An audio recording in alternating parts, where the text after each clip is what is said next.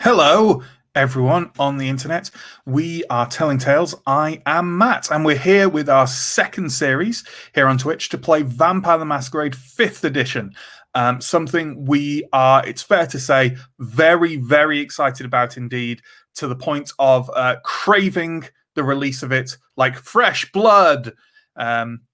Spooky stuff. As I said, I'm Matt. I'm the storyteller for this series. Joining us as stream manager and doing it for the first time tonight, so give him all the plaudits, is Steve. Come on and say hi, Steve, while I take a sip from my spooky blood. Hello there. Good evening. Hello, Steve. It's Vimto, I'm afraid. How are you? How are you holding up? Very well, thank you. Yes, I think I've clicked all the right buttons in the right order so far. So, that is fundamentally the most important thing for you to do. All the buttons in the right order. Okay, let's wave goodbye to Steve, though he might pop back on later if we do something horrible and terrible. And he might jump in every now and then for some rules queries and things like that. Catch you later. Steve. Catch you later. Welcome everyone. Hopefully you'll be coming to this fresh off the back of our Simba Room series, which goes out on Wednesday nights, or even not. Maybe you're a newcomer. I should probably hope even more for that instead. But for those who are interested, we do have that series on Wednesdays. We've also got lots of social media, and we've got a Patreon too, and all that stuff is linked down below. But that's enough of that. That's enough of the promotion. Let's get on with the vampiring. And let's get on with introducing our players one by one. The first player, hopefully, people who regularly attend our Simba Room stuff will recognize as the stream manager from that very series. It's John, and John's going to do role-playing instead of actually, pushing all the buttons. Steve is doing that instead. So let's bring on John and say hi. Hi, John. I'm a real person now. You're a real boy. A real undead boy. So we won't actually be running through too much of most of our characters tonight as we introduce the players, because we have an exciting cold opening. How appropriate for vampires. But for anyone interested, John's character is called Arthur Norris, which I think we can all agree is a very cool name. Just throwing some shade straight away at the first player there. Sure, why not? But you know what we can bring up, and that is Arthur's character art, as done by John. For each of the series, John is doing a little bit of a different style of character art, which is lovely. And for this one, it's lovely little kind of monotone watercolor portraits. How wonderful is that? You excited to be in Vampire, John? Yes. Good. Yes. End of sentence. End of sentence. No, I've been part of, as you know, Matt, a long-running second edition Vampire Story for what, 6 years?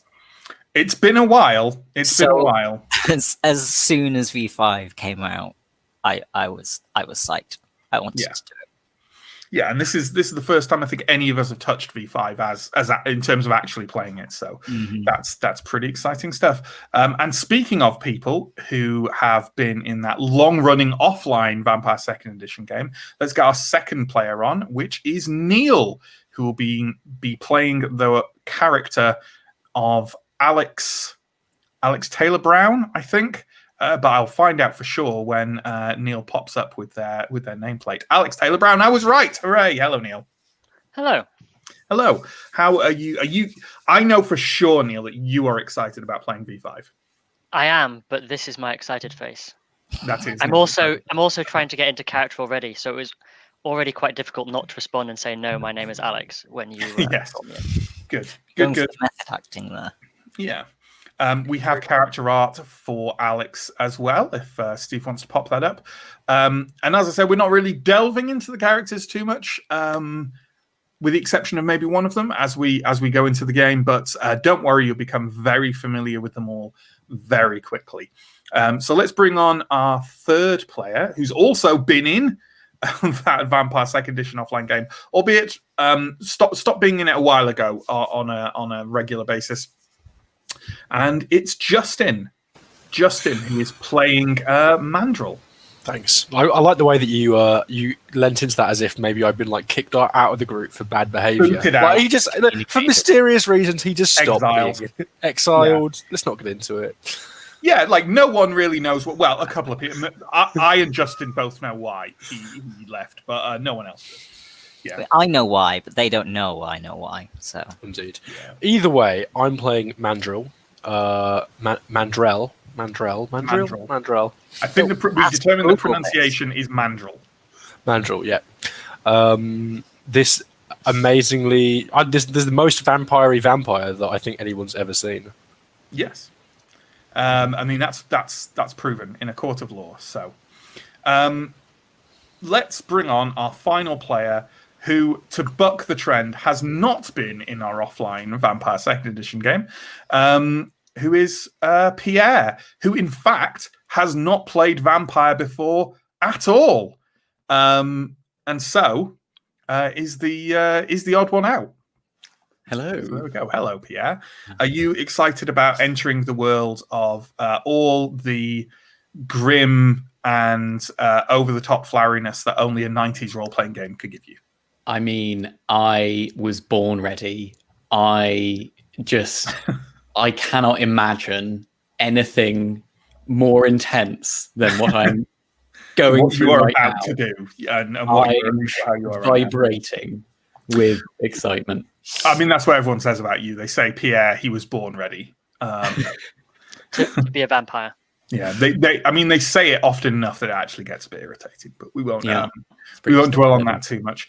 So Pierre is playing a character called Oscar Kane, and unlike the others, let's have Pierre give a quick rundown of Oscar Kane. There's no character art for him just yet, but Pierre, could you give me a kind of rundown of Oscar Kane's life? In the broad strokes of Oscar Kane, what he does, what he looks like, and some choices he's made recently that may or may not be leading him to the opening of our story.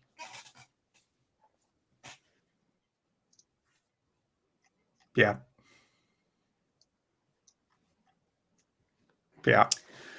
Yeah, well, Oscar's he's a nice fella. He's he's sort of 57 years old. He's kind of a bit pot-bellied. He's got he's sort of like a history teacher in terms of aesthetic. He's got sort of short hair and with a little bit of silver going through it. He's got a bit of intelligence behind his eyes, but he seems pretty reasonable. Anyway, he's recently been putting together a few things. He runs an antiques shop, and he's been thinking that something about some of his clients' requests is slightly off, and he's noticed that one of his friends, or I suppose clients, really, he doesn't necessarily consider him a true friend.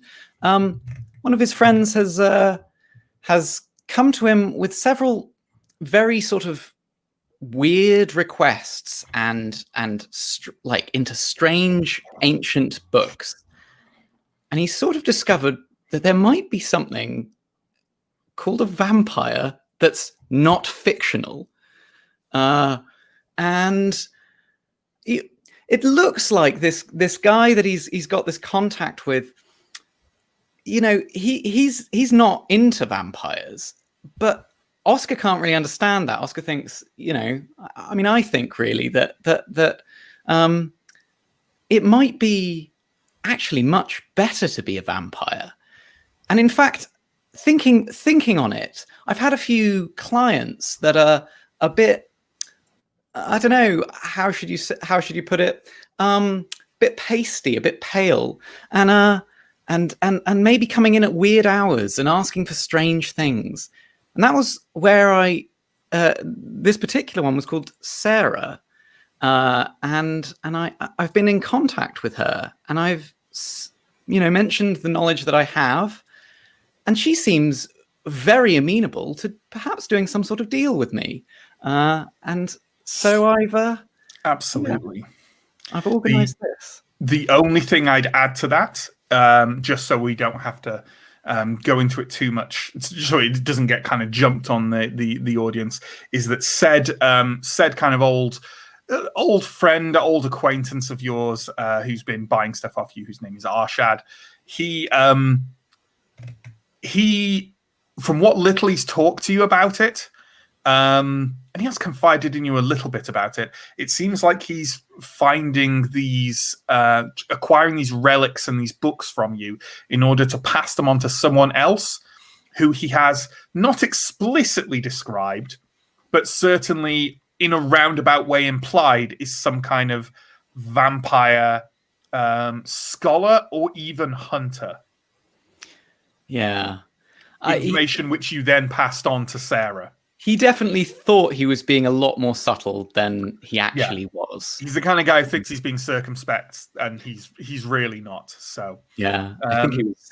Yeah, that's about it. I think that's a good intro to at least one of our characters. And on that note, Oscar, you are in darkness for what feels like a very, very long time. And then you feel your body contort and arch itself off the cold floor. One of the first things you register is it has a sensation of, waking or rising from an unconsciousness or fainting, but you don't take a breath as you normally would. There's no gasp of air as you awaken. Your vision swims into focus, and you kind of push yourself up from the ground. There's some kind of heavy smelling, sticky liquid running down your chin. And as you kind of blearily look down, you can see that there's a crimson smear across your waistcoat and your shirt and tie as well. As information is slowly coming into you, you can see that there are 4 figures stood around you as you slowly try and clamber to your feet, and you register that it's the back office of your antiquities store. The 4 figures are an odd group, it's fair to say, and if Steve can pop them up one by one, and they may be recognizable from the last art we saw. One of them is a young, quite handsome-looking gentleman in a very well-tailored suit with sort of floppy, what here in the UK I guess we'd call sixth form hair. Is it very, very deep blonde, John, or is it is it white? Like is it a kind of almost like a bone white, or is it more like a I'm looking for the like a bleach. Is it bleach blonde or is it more white? I'd say more white, but there is like a yellow. He's not like, it's not albinism or a very bad bleach job. No problem. And as I say, a very well-tailored suit. What expression does he have on his face, John, as he's observing Oscar Kane climbing up off the floor? Honestly, by this point, impatience, because we have been standing around waiting for this for an amount of time, and it has been tedious. Absolutely. The next figure is... I may have to pass on to the player for a description of exactly what they're wearing. But the next figure is both shockingly beautiful, with a kind of shaven head and very androgynous, kind of gender agnostic features. What is Alex wearing, Neill? Alex is wearing a suspiciously blood red shirt, fitting for the occasion, black jeans, and sort of black Converses. And what expression is on Alex's face, or what impression is Alex giving off? Unlike Arthur, calm. Will all take as long as it needs to. You can wait. And the final figure, and now, before I do any kind of description, Justin, is Mandrill in any way covering up what's going on? Is there a hood at play or anything like that? I think that Mandrill is probably covering up most of her body, but has probably loosened maybe the headscarf that she normally wears now that she's indoors. Sure. Not sure why. Maybe just a kind of hangover from human life when taking off headgear inside was something you would do. Sure. So Mandrill is a certainly unusual-looking individual with, as you can see from the image, sort of pointed ears, cracked, warped skin around the eyes and lips, and a mass of similar but worse cracked and knotted skin coming back from the forehead where the hair used to be. Body-wise, Justin, is Mandrill tall, short? She's a little shorter than average. And kind of, I'm assuming, but correct me if I'm wrong, almost like somewhat spindly or thin, or she's not overly thin. Her frame is certainly not fragile looking or anything like that. Sure. In life, she was someone who was quite physically active, but not overbearing in her stature at all. Sure. And as you said, was wearing a headscarf. What other clothes is Mandrill wearing? Loose black clothing, something like long sleeved, fairly baggy. Probably also wearing some thin gloves as well. As this kind of, if you were to catch a glimpse of any of her exposed skin, especially around any folds of the skin or creases, it has this same cracked, splintered, splitting texture. Sure. And while obviously reading Mandrill's expression may be more challenging than others, especially for someone who hasn't seen someone like her before, what impression is she giving off? Well, Mandrill is probably towards the back of the room, trying to look unassuming. In fact, if Oscar catches a glimpse of Mandrill at all, it probably would have been a lapse in Mandrill's judgment as she tries to stay out of sight, even when she's with a group of people who expect her to be there or expect her to be with them. Sure. And as well as these three, there is one more figure, the figure of Sarah Cobbler, your old client who answered your communication with her regarding vampires, the existence of them, and prospectively welcoming you into the fold. We have an image of her as well. And for anyone curious where these images are coming from, there is an old Vampire the Masquerade card game called Vampire the Eternal Struggle. And I thought it would be fun to get some nice art off those and just spin them into NPCs. So there we go. There is Sarah Cobbler.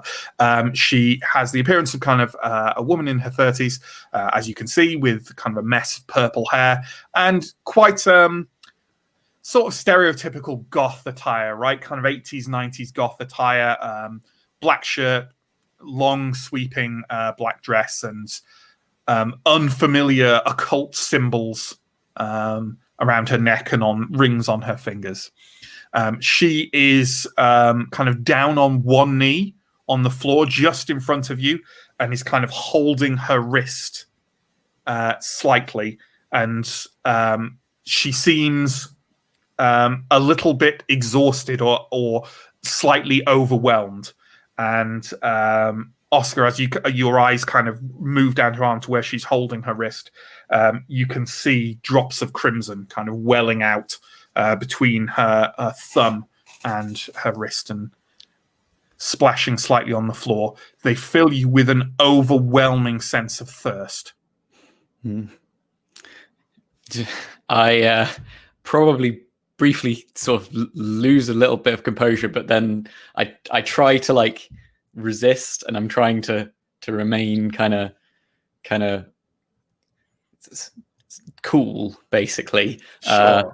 I like nervously reach up and I sort of feel like my neck. I'm trying not to make it obvious that I'm trying to see if I have a pulse. Sure. Yeah, you can go ahead and, you know what? Let's introduce the concept of rolls at this point, right? Why not? Let me see. What would be a kind of sense of taking in detail around you that might not immediately appear to you, or details about yourself? Let's make a roll of, I think just wits plus awareness is fine, or maybe even, you know what? Actually, no. Let's take wits plus insight. That seems more valid. So for anyone interested who doesn't know, and obviously Pierre, this is his first time playing a storyteller system as well. What Pierre is going to do is just add the two stats he has, wits and insight. He's going to roll that many d10, and he's going to try and get 6s or over to get as many successes as possible. Now, Pierre, because you have hunger 4 at this point, which is really quite hungry for a vampire, you're also going to have to replace 4 of those dice with hunger dice, which could lead to some very interesting results. There's no set difficulty. Just tell me how many successes you get. Okay, so I have three wits and no insight, and a hunger of 4. So it's just going to be the 3 hunger dice then. Yep. And so I'm just going to roll that. Okay, I've got 2 successes and a possible bestial failure. Okay, well, it's not a bestial failure because you didn't fail, because the difficulty was essentially 1. But I'm going to give you more detail based on how well you've rolled. So it's all fine. It's all fine. You notice very clearly, like you don't even have to feel your neck. Your heart is not beating in your chest. Yeah. And as though your senses feel quite well attuned, everything seems slightly dead. You can smell the usual smells of the room, kind of musty books, dust. You can smell kind of the general scent of the bookstore, but the scent of blood just cuts through it. The sharpness, like a knife. It's the only thing there for you. And everything else is just dull noise in the background. Yes. I look down at the blood again. I think I reach down to see if I can like touch it, to maybe like, I don't know. I'm very intrigued. Go ahead. So I reach down and touch it and like bring it to my mouth, and I like taste some of it. And yeah. You have never tasted anything as sweet as that blood tastes. And in point of fact, I'm going to ask for another roll for you, please. Okay. I would like a willpower roll from you. So that'll be whatever your kind of current amount of willpower is, which will be all your willpower because we've only just started. And you can also add, and this is as mathsy as this game gets, you can add your humanity divided by 3 and round it up. Okay, so 8 over 3, 3, right?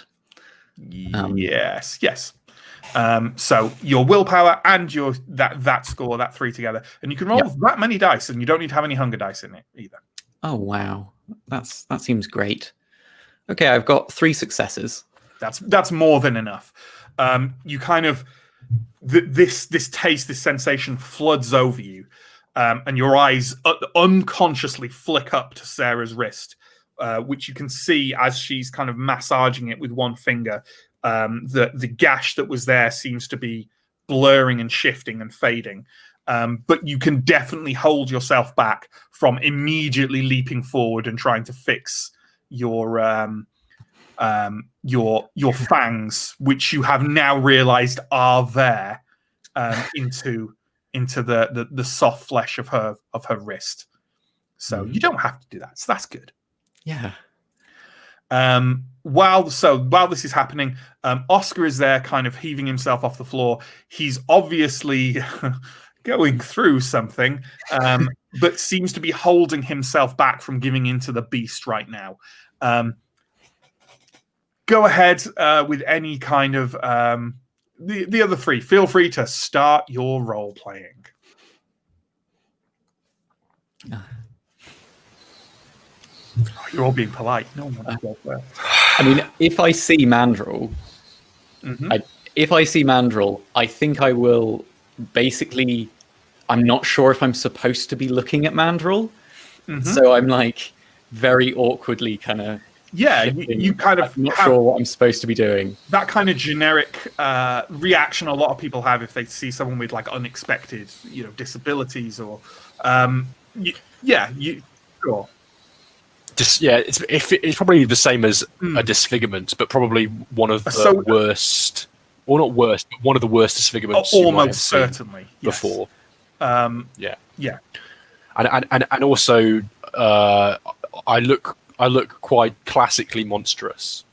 Even if I didn't have this strange cracking of my skin, all of my features have stopped looking human-ish, distended or cut off at the wrong places. It's a mess. It's a sight. It's a sight. All right. It's a beautiful sight. It's a beautiful sight. So after that, kind of maybe a slight involuntary move backwards.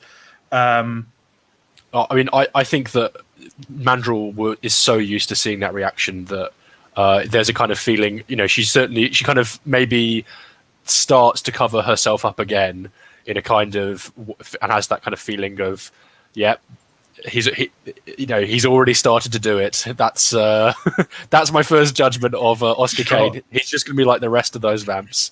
Sure. So, any kind of immediate reaction or anything that John or Neill want to start doing or saying? Alex will simply stare beatifically at the new arrival to our kind, pleasantly, calmly. I will check my watch to see how much nighttime there is left and try and resist the urge to tap my foot. That's fair. It is currently, I'll do what I usually do which is my habit of starting a story at the time of year that it actually is. So let's say it is October of this year, which means that, okay, so when did the sun go down today properly? Like about 6 p.m., I'd say. Don't think it came up. Sure. You're probably not far off 7. It's very early in the night. You've come straight here. It was 5:56. The sunset in London today. I'm very good Perfect. at estimating these things. Yeah. So So that the time now is, let's say, pretty much spot on 7 o'clock. I think Mandrill was already kind of started peering out of the shop windows if they haven't already been shuttered, or is kind of peering through shutters to kind of see if there's any activity on the street. This being the back office, do you want to be doing that from there, or do you want to move? You're at liberty to move into the shop. The door is open. I think if there's no back door out of the back office onto the street, then I would be kind of doing so from the doorway into the back office. Between there and the main shop. Kind of peering around and seeing what you can. Yeah. Neill? This being an occult shop or library or bookshop of some kind, is there anything of interest around? There certainly could be. While this business is going on, do you want to go browse the shelves? Yes, I have done my best to put the new one at ease. It seems time to let his sire deal with the rest. Sure. Well, then let's have Alex kind of wander into the shop and go do that. And we'll revisit that in a second and make a roll. And in the meantime, Sarah is going to kind of rise up to her feet and shake her head slightly, look down at Oscar and say, "Right, it's done." Thanks. It's not how I it's not how quite how I pictured it, but it's something. You could say that. I think it's impossible to kind of like hear this and not kind of go to stop myself going, yes, it is. You know, remembering that really intense moment of my embrace. Sure. I think Oscar's a bit too out of it, and Alex is in the other room. Do Arthur and Mandrel want to give me? It's actually going to be literally exactly the same roll, but that's fine. Want to give me wits plus insight rolls, please? And the difficulty is going to be a mere 1. John's got my fancy Vampire Masquerade 5th Ed dice up there. I have 1 success. Okay. I think. Yes. You're muted, Justin. What's our current hunger? Is it just 1? Is it your hunger, you start at hunger 1, right, Neill? I think I'm right in saying everyone starts at hunger 1, apart from Pierre. It's all right. Okay. I got 4 successes. Okay. So you are both aware that Sarah does not seem too happy about what's just happened. Justin, you specifically feel that she is... You get the feeling that perhaps she has been somewhat coerced into carrying out this embrace. Well, I bank that knowledge, and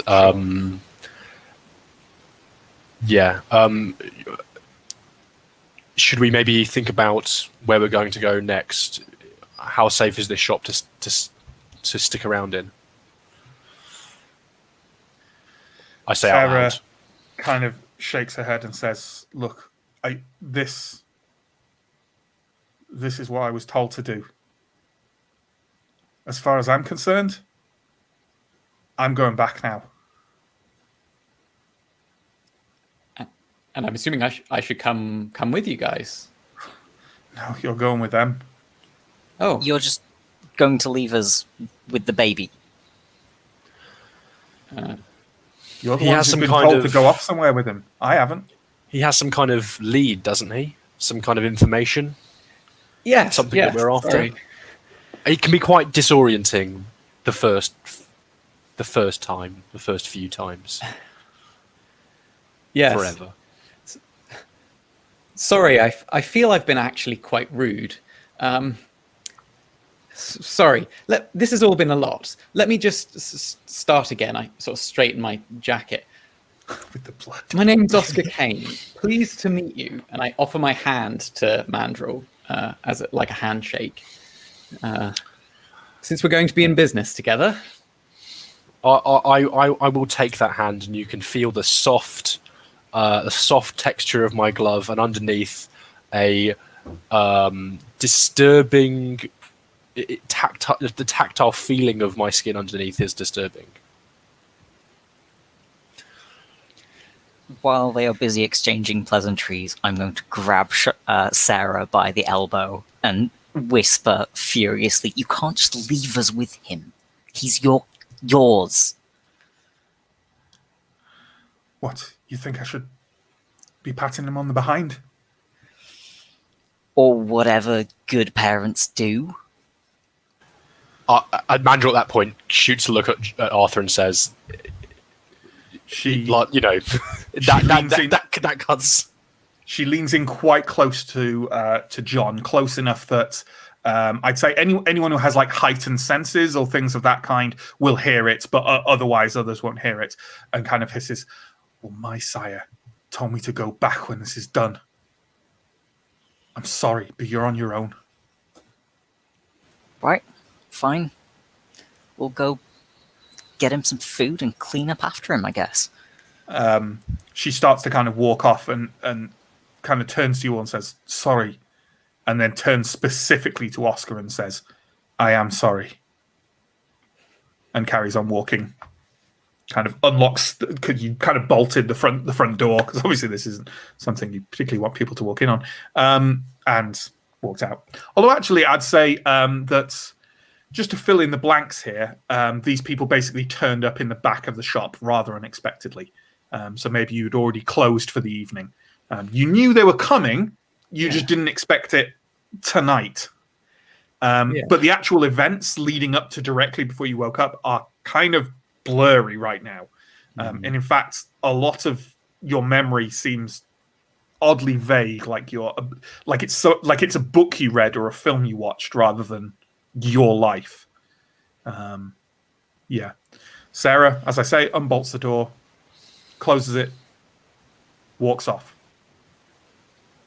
The street is kind of rain soaked but dry, but kind of no rain is coming down at the moment, and she just walks off past Alex. Speaking of Alex, Neill, do you want to give me a wits plus investigation roll, please? Yes, I can certainly do that.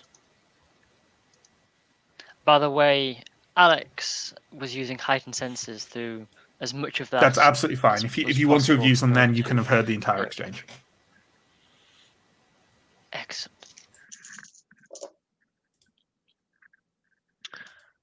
Alex has rolled 4 successes. Okay. You find a number of interesting things on these shelves. A lot of these places have, very just like kind of 10 copies of the Satanic Bible and a complete works of I am familiar with the like. That kind of thing. This one has some serious stuff in it. There's not many, but there are a few books on the shelves and a couple of odd little trinkets that look like genuine items of, occult knowledge. You've no idea how this Oscar got his hands on them, and no idea, perhaps even worse, who he might have been selling them to. But he seems to know his business. There's nothing of immediate use to you. Is there anything dangerous? No, not really. And certainly nothing Masquerade breaching. But there are definitely things that, allude to what does go on kind of past the veiled ignorance of the mortal world. And yeah, surprising to find some of that stuff here, perhaps. Back in the back room. Now, little pup, try to remember before there was somebody you were supposed to tell us about. Yes. A deal's a deal. Yes. Well, I have a client. You had a client. Yeah. I had a client. Really, an old friend, his name's Arshad Qureshi.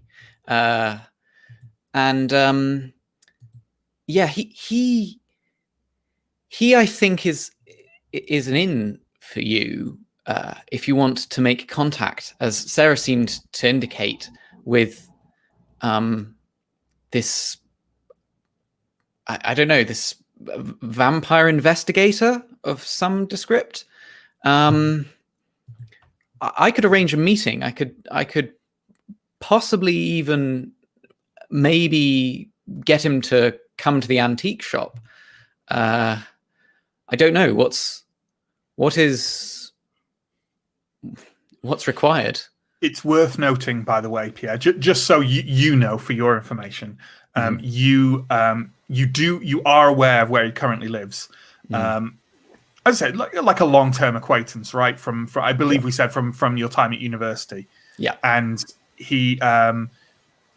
he's always been kind of a little bit out there, but in the past couple of years, he's really kind of gone off the rails, which is where all this has come from, and him perhaps telling you things he shouldn't have told you. And you have noted, because he's updated you on where he's been living as it's gone along, that over the last 2 years, he's moved 5 times. And you are aware of his current address, which he moved into only a month ago. Yeah. Last phone number and all that kind of thing. Yeah, I could put us in contact or bring him to a meeting place.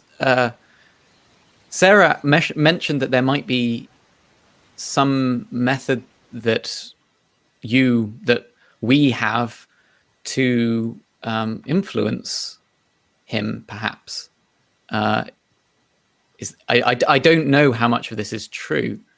It seems that this thing that you've got is, how should I put it? A little secretive. You don't give up much easily. It's this thing that we have now, and we need to be secretive. It's not always straightforward, but we need to be secretive, and we need to look after ourselves, and we need to find out who this person is, what they know, and who they know. And that's important to you staying unlive for as long as possible. Yes, I mean, I could surely bring you to him or call him up. It's just at the moment my head is such a fog. I'm so hungry. I wasn't really expecting that. I know, silly, but perhaps before we do anything more, you should feed and recover your strength. If this man is a hunter of our kind, perhaps you should not meet him unfurnished. He's harmless. He's not a hunter. He may be in contact with with a hunter or an investigator or something like that. But I've known him for a while. He's harmless. He's harmless. And has anything changed in the past several years since 2012 that he might have gone stranger or more dangerous since? I shoot Alex a look.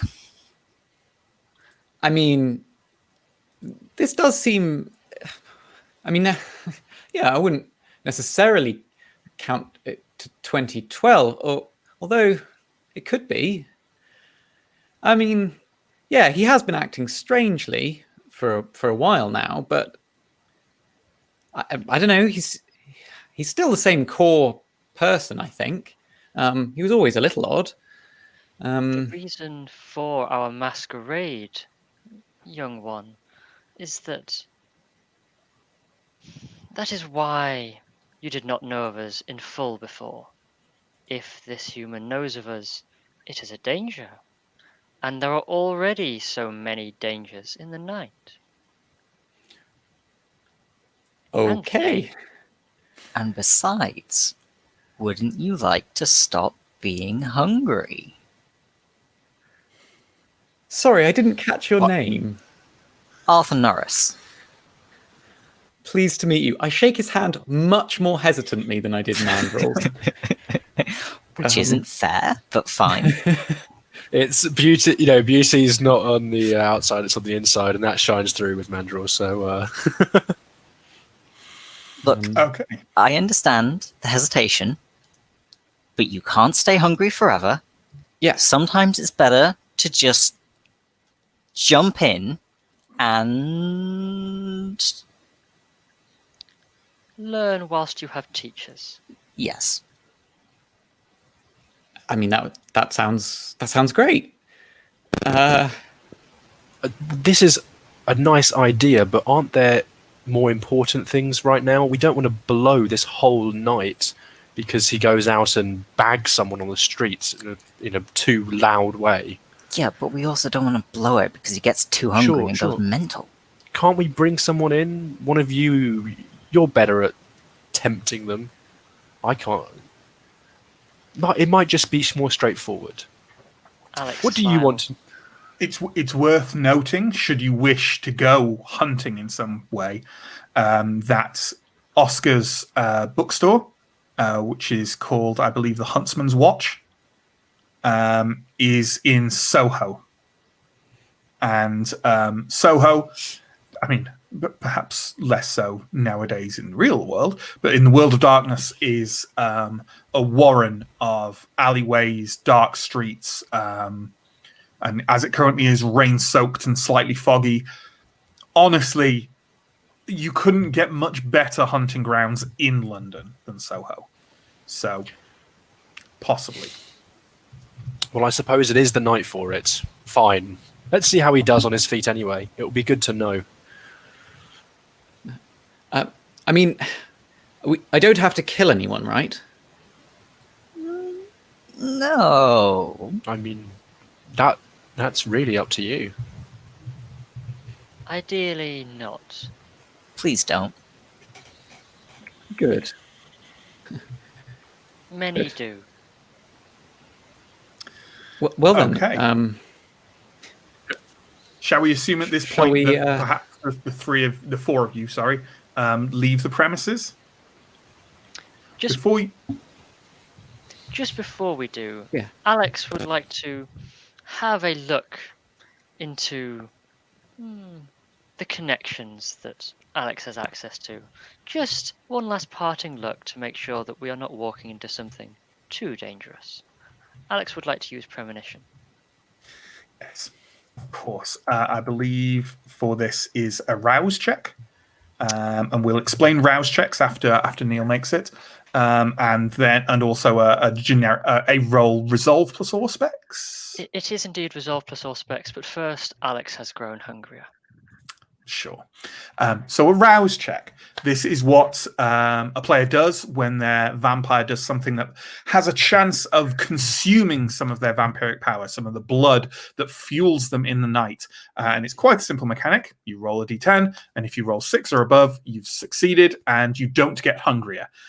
If it's a 1 through to a 5, then you do. Simple as that. Use it a lot with disciplines and with other things like using what's called the blush of life to appear human and a number of other things, but we'll get to that. And you also do it once every night when you awaken. So even if you don't use your powers, you're on a ticking clock. So, Neill, how did you do with the roll? Alex rolled 4 successes. Excellent. So, as the three of you the other three kind of move through the shop towards the front door, and Alex, as you do so, you kind of have one last look at the shelves, perhaps even trailing a hand softly along the bent and battered spines of all these old books as you do so. And as that happens, suddenly, for a brief instant, you are no longer in the bookstore. You are in a vast, cavernous darkness with kind of piercing lights shining towards you.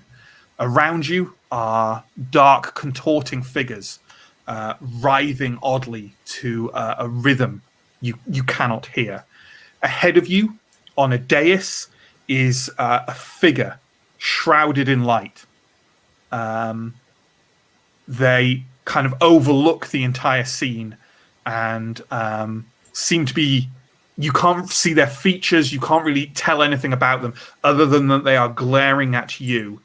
And as they do so, a very uncomfortable warmth flows over your face, and you feel a kind of rising panic and heat start to engulf the edges of your being. And just as you are about to cry out, or even to give into a kind of frenzied panic at the heat and the warmth, you're back in the shop. Will any of this have been notable to anyone else? It took a matter of seconds. Would they simply have seen you pause, or would you have frozen in an odd way in a glassy-eyed stare or something like that? Or given off any noise? Alex's general demeanor is so... might be considered spaced to some who are more foolish and less in tune with reality than they are. So I doubt they would have noticed, unless they were really trying. Fair enough. In that case, Alex, perhaps you walk out last out of the shop, but otherwise, no one noticed a thing. So you're out on the streets of Soho. What kind of are you guys letting Oscar take the lead, or are you kind of trying to guide him down any particular path of any kind? Is anyone particularly looking out to see for a viable way for him to hunt and feed? If they are doing so, there's roles that can be made. I think Mandrel's probably trying to keep an eye out, and probably has Sense the Beast, a passive ability that they can use for free, activated, which allows them to kind of sense for immediate hostility in the area, just because this whole thing is very, we've just arrived in London, and Mandrel's very on edge. Sure. So not actually looking at targets though. Is it a kind of vampiric spidey sense? Yeah, I'll send you the text. But yeah.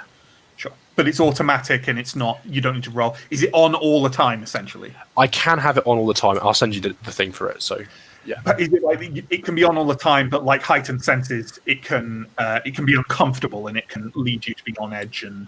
Yeah, so I'm sensing the hostility of all the people around me. So either it might be quite high coming off Oscar right now, especially as they want to feed. Well, yeah, the beast inside him is rising. Like he is a threat to your beast, right? So and that would be very strong. Feel that rolling off him. Is anyone else active? Is anyone actively looking to see how they might find somewhere for Oscar to feed? Yeah, I'm going to try and guide Asker towards some of the dark back alleys that I know that people. I mean, it's a bit early for people to be falling out of nightclubs, but it's London. Do you want to give me a intelligence plus streetwise roll, please? Yes. You know what? Your choice of intelligence or wits. Yes, Neill. Go for wits. Alex would like to be assisting in this process if they can. Sure. Do you have streetwise as well? A single point. A single point, that's fine. You can add 1 die, John. Cool. Don't forget your hunger die. Yeah. I have 5 successes. As you kind of pace around, you're all basically just walking straight down the street that Oscar's bookshop is on. And as you do so, Arthur, you can't help but notice, even more so than they used to be when you lived in London, there are a lot of unfortunate homeless people scattered around these streets, and most of the alleyways that you pass by have someone in who is unfortunately not able to go anywhere better.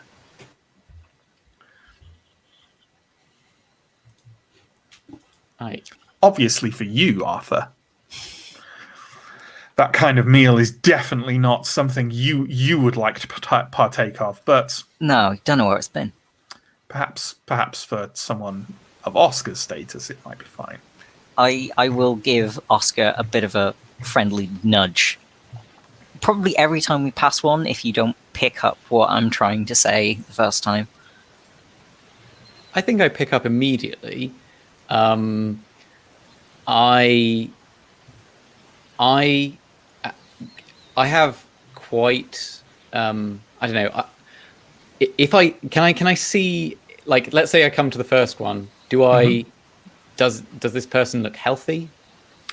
You kind of glance down at the first alleyway you come across. There's a gentleman in there. He's quite big, kind of quite well built. But he's kind of he's in sort of reasonable clothes, like a tracksuit, but he's also kind of he's clearly not washed for quite some time, and he's kind of slumped against the side of one of those kind of big round circular barrel plastic bins on wheels, sort of like a more modern version of a dumpster, and he's kind of leant against that, and on the ground in front of him are two wine bottles, both of which are empty, and one of which is kind of stood up and is slowly being filled by the rain that's now drizzling slightly from above. He's out. Okay. He looks healthy enough. Yeah, he looks maybe 40 or so. Yeah. I suppose I sort of nervously pretend to think about it almost, and then I head down that alleyway. Okay. Are the other three of you? Are you going in with him, or are you perhaps stood at the entrance to the alleyway? Alex will definitely accompany Oscar, in particular because if there is someone else to feed on, Alex would also like to continue the night in the means they started. Sure. Mandrill would probably follow behind again. Not that it matters for Alex because of the level on Auspex, but with with her obfuscate turned on to first level. That's silence to the death, walking silently, footsteps muffled behind these two. So unless they look around, they probably wouldn't see me. That silence is just around your actions. Yes. It doesn't apply to other people's. Okay. Yeah. Okay. And I think Mandrill also would not want the person that is being fed on to die by accident. So I don't know if that's what's going through there. Yeah, you're there to pull Oscar off if he's... Yeah. If he goes too far. Arthur, what are you doing? I'm staying at the alley entrance for 2 reasons. 1, as a lookout, and 2, because if things go wrong and the fledgling starts going too far, then it's Alex and Mandrill's problem. Sure, yeah. That seems reasonable. Oscar, when you entered the alleyway, you were nervous, obviously.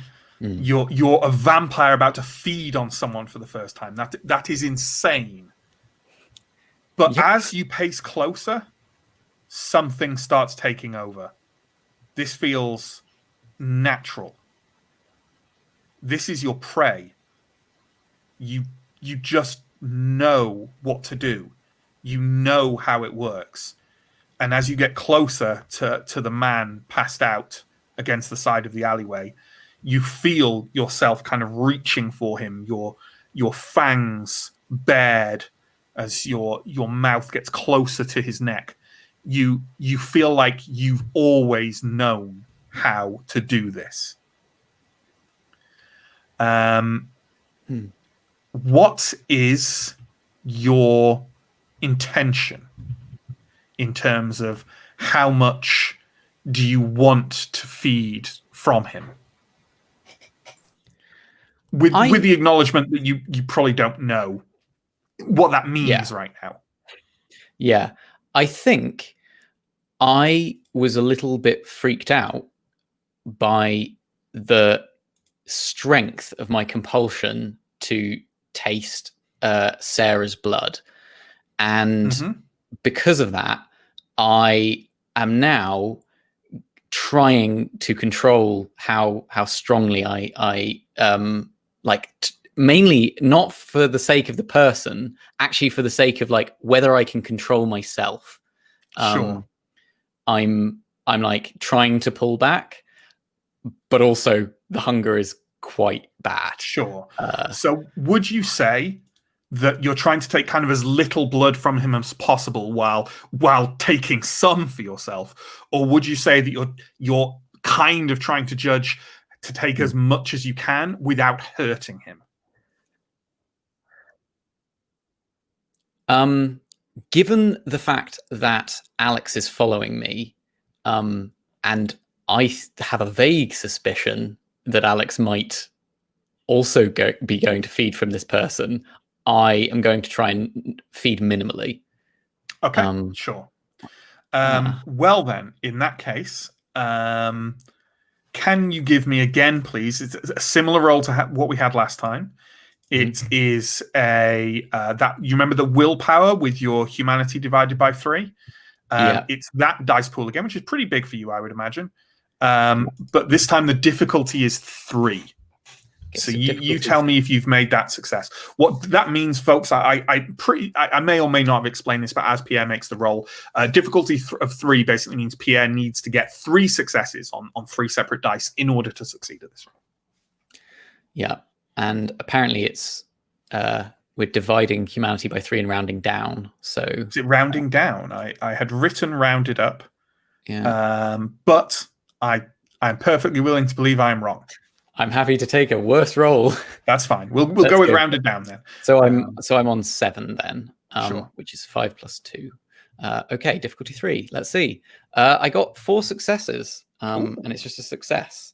Not bad.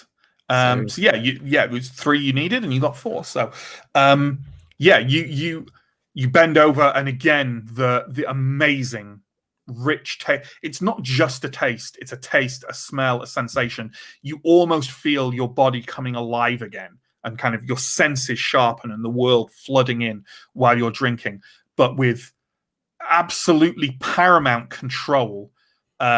You manage to just kind of rear back and kind of it's almost like you're forcing your jaw to come apart and then kind of pushing back off the man on the ground.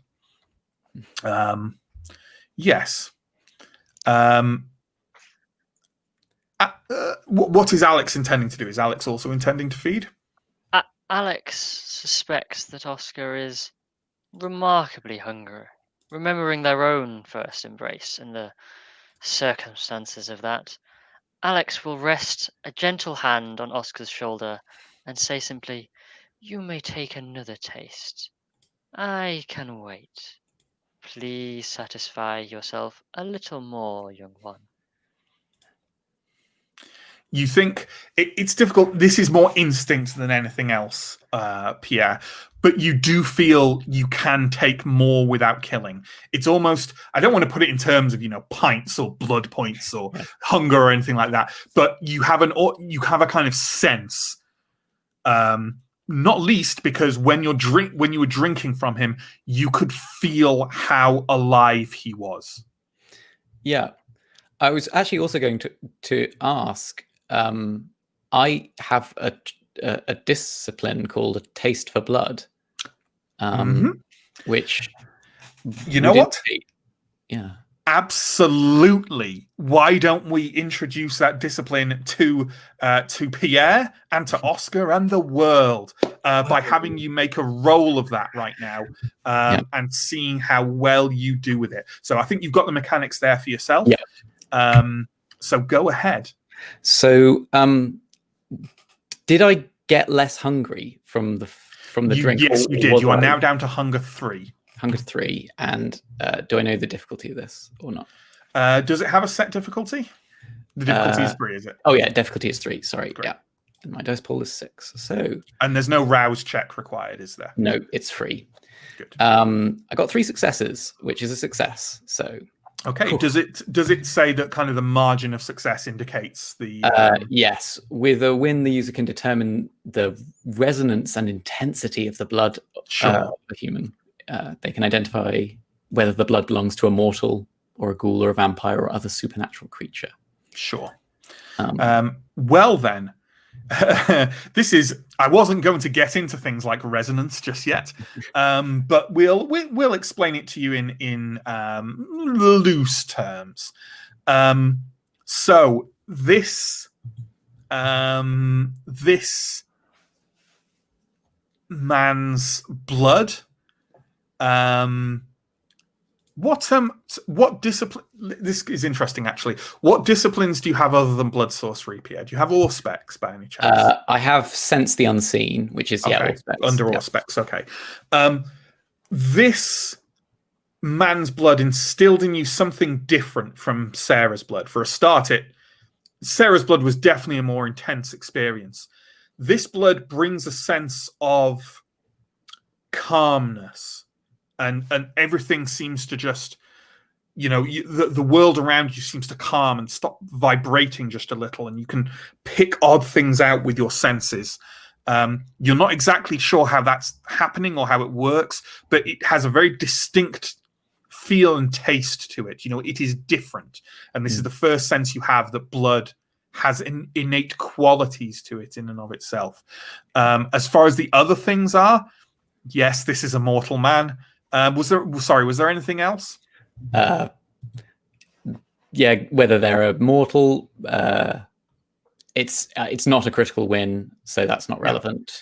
No. I think that's the information you get. So but it's certainly you can tell that what you've just done is you felt a certain power rushing through you as you were doing it, an odd connection to the blood. Perhaps this is just part of being a vampire. Perhaps not. Fascinating. Maybe once more, just for scientific inquiry. Absolutely. Okay, can you... you're not a hunger 4 or higher, so that's fine. We won't roll to see if you have to resist to stop this time. But I take it you are going in again and drinking from him again. Okay. Yep.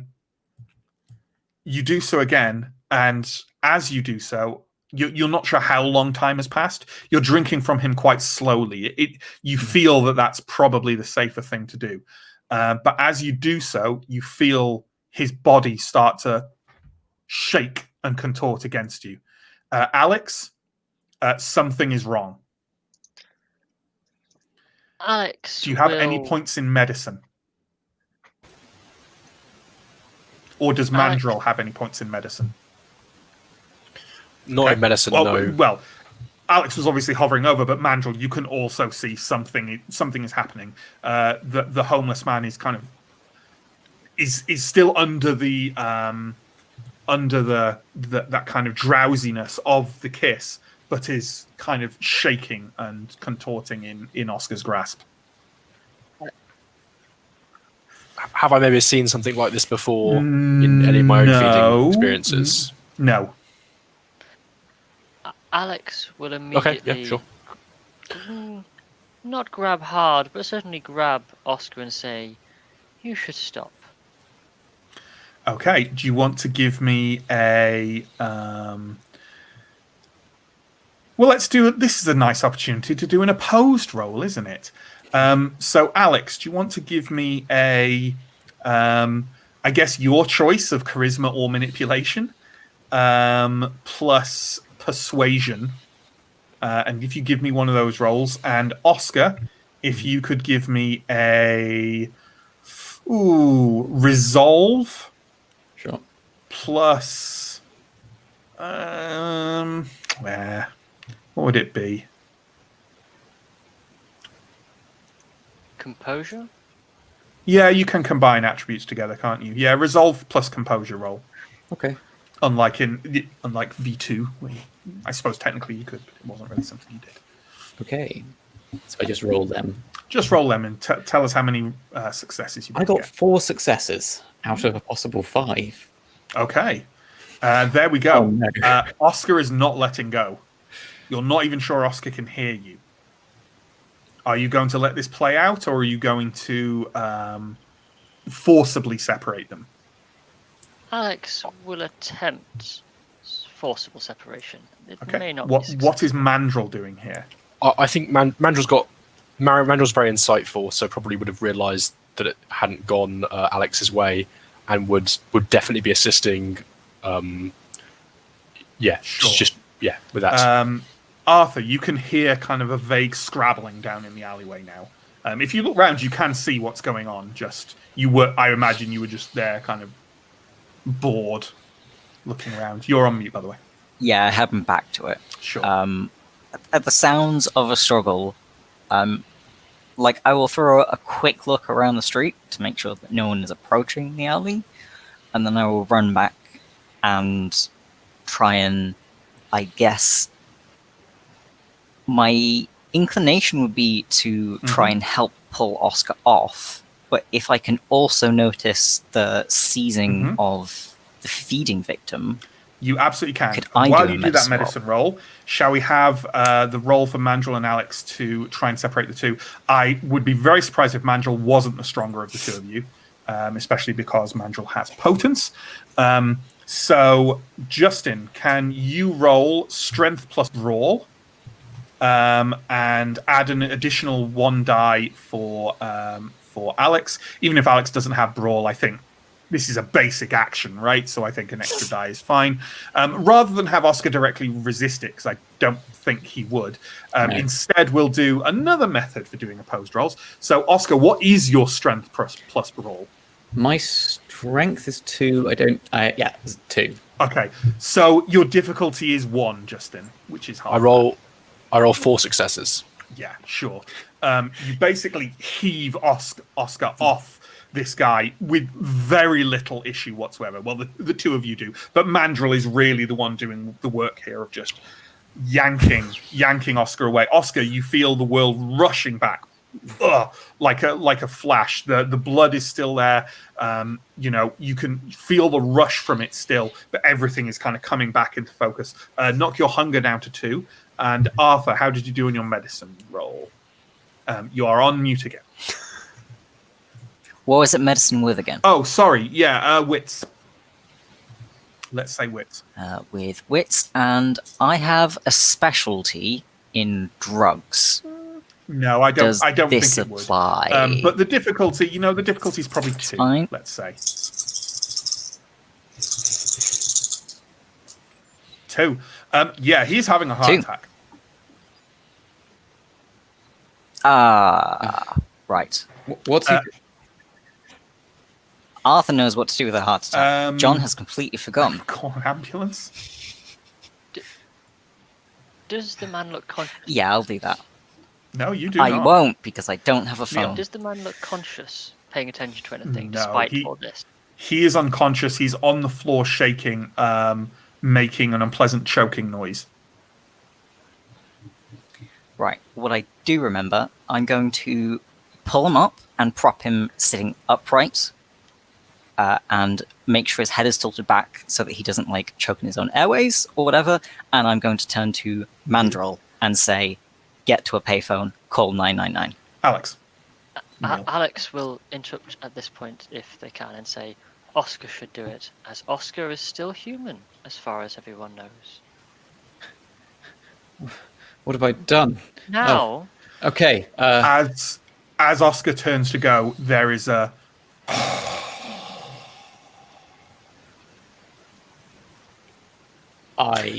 Can I detect any of with my detection of, my sense of the beast, do I kind of feel an extinguishing going? I don't think you can immediately feel, you don't have a life sense or anything I think that's reasonable. I'm just kind of curious. If anyone is pausing for any length of time at all, it becomes very apparent very quickly that he's dead. He goes pale. He's not breathing. He's gone. Let's think about this. Come on. It's still worth calling. It's still worth calling, right? Only if we can hide that. And I'll gesture my hand at the presumably reasonably obvious fang bites. Yes, but an ideal opportunity to tell him what to do, I suppose. I think also Mandrill, having just picked up Oscar, has when putting him down was kind of saying, it's okay, that kind of reassuring, happens to everyone, that kind of thing. And now Oscar's kind of coming back to it. I love that these things are both reassuring and shockingly callous. Oh yeah. And now I kind of feel like Mandrill's reaction is kind of ushering Oscar towards the bite wound and going and just kind of do what comes naturally, kind of surrogate siring for this situation. Somehow, Oscar, you know that you could close that wound by licking it.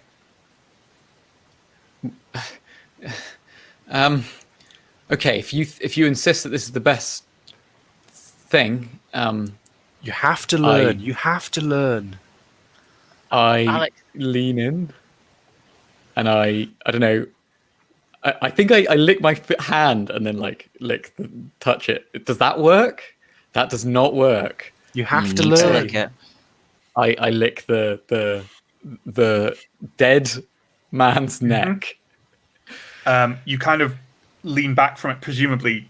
I mean, you're fairly disgusted with what you've just done. You still have enough of Oscar Kane left in you to feel that. The wound on his neck is gone.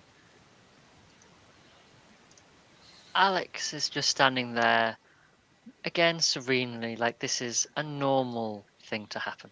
Mm-hmm. Now, how the fuck can you be this calm? Here's a They're point like that. where we get to discuss something called humanity and the chronicle tenets. Now, I'm not saying that these will come into play now. It's actually something where we can have a little discussion with the players about whether they think it should. So, Humanity is a gauge within the Vampire the Masquerade system of how much your character has held on to their human side, their morality, their innate sense of what is right and wrong, what one should do, one should not give in to the urges of the beast that tells you to drink more blood all the time, every night. And at the moment, Oscar Kane has a humanity of 8 because he is a recent vampire. The others have a humanity of 7.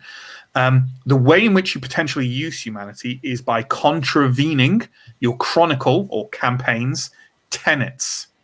So these tenets can vary from campaign to campaign, and they're effectively a way for a group as a whole to decide what constitutes acting like a human, what constitutes acting like a beast. And you're encouraged to have, I think it says 1 to 3 different tenets for your chronicle. We have 3, which were inspired by some examples that they had in the book that we quite liked the sound of. And I'll let you know what they are now. The first one is do not. I can't remember my exact phrasing of it, but do not commit malicious acts, or do not carry out malice. Evil seemed too broad a stretch, and there has to be some sense of personal responsibility. Commit no malice. The second is act like a person, not a beast. And the third is do not gaze into the abyss, which may need some clarity. And that means do not pursue dark supernatural power. Do not try and become a powerful, controlling, occult being of the night. Do not, try and expose yourself to these horrific forces that act behind the scenes of this world of darkness. Now, here's the question. If Pierre had intentionally drained that man dry, that is commit no malice, right? He's killed someone when he didn't need to kill them. That is malice. However, you could also, I guess, make a case for act like a person, not a beast, because act with restraint. However, in this case, he genuinely did not intend to kill this man, but this man has died anyway. One could argue this, therefore, does not contradict chronicle tenets. However, it could also be an appropriately narrative moment in which to display how this happens, and this first moment of horrific remorse and guilt that Oscar Kane might feel in this new body and form he finds himself in. It could be an appropriate moment to bring that to bear, and perhaps he feels that it is malice. What does everyone think? Yeah, I thought I was leaning towards that this might be a violation of act like a person, not a beast, but also maybe, especially given Pierre's natural family inclinations, this might be his first staring into the abyss, his first life taken, his first real experience of what it means to be a supernatural, blood-drinking vampire. People die, you kill them, and that's part of the cycle of being a vampire. We could also perhaps argue that, given that this is his first feeding, and he requested to become a vampire, so perhaps even if this is an error, if he had not requested and made this devil's deal, this man would still be alive. Is the malice here that Oscar has become a vampire intentionally, more so even perhaps than the death of this man? Perhaps that's just the natural result of this. Has Oscar contravened the tenant by becoming a part of the campaign in the first place? I think possibly yes. What do you think? What do you think, Pierre? I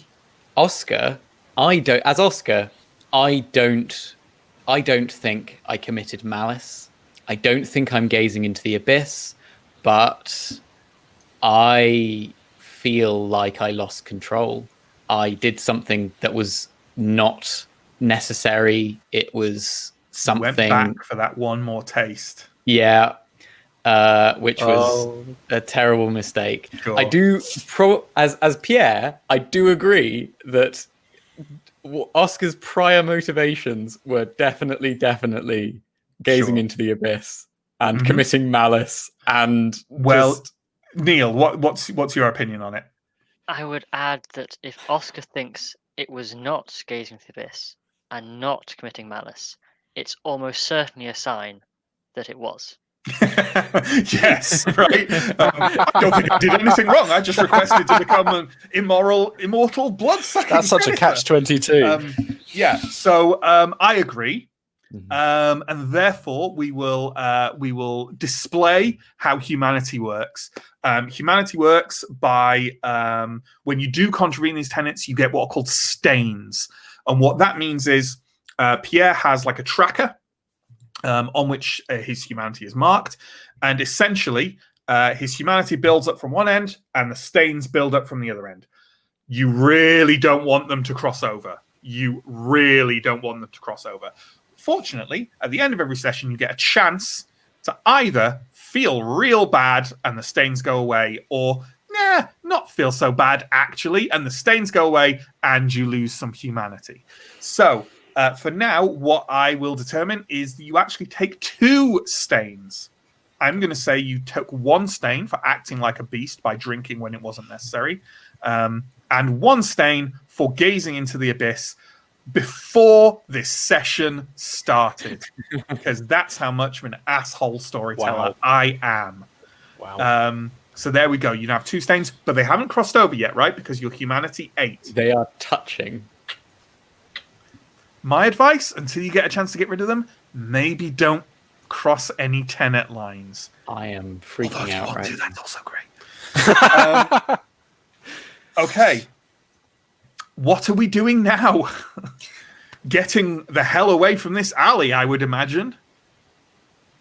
Yeah, probably. And we should probably get Oscar cleaned up, because he's still soaked in his own blood. It's true. A change of shirt. Well, Oscar, I think it's perfectly acceptable that Oscar might have changed his shirt before he left the bookstore. Or that one of you will have picked him up on that, because that is actually a bit Masquerade breachy, right? It's I'm true, but perfectly happy for that to have been. We're also so close that we could go back. Yes, absolutely. Yeah. So should we say that that's the next thing? Whatever happens, Oscar is now not covered in blood. Or what do you think, Alex, Neill? Alex agrees, but is also now looking for cameras. Give me a wits plus streetwise roll. Alex may not be the best person to look for cameras. Wits plus streetwise. Difficulty 2. It's fairly well lit, but it's also not a very nice night, so a bit of drizzle in that. Alex has failed. Okay, yeah, you don't notice anything. That doesn't mean there are some, and you have no idea if there are any cameras nearby. Okay, so let's say we can safely say that Oscar has changed into a less sanguine shirt. What is the next thing to do? I would say it's about 8 o'clock. So we have fled the scene of the crime. It wasn't a crime. Legally speaking, okay, the attacking was a crime. Never mind. Now that we are slightly more sated, perhaps we should continue with the original plan. I believe we had a man to contact. Yes. Are you sure we shouldn't call an ambulance for him?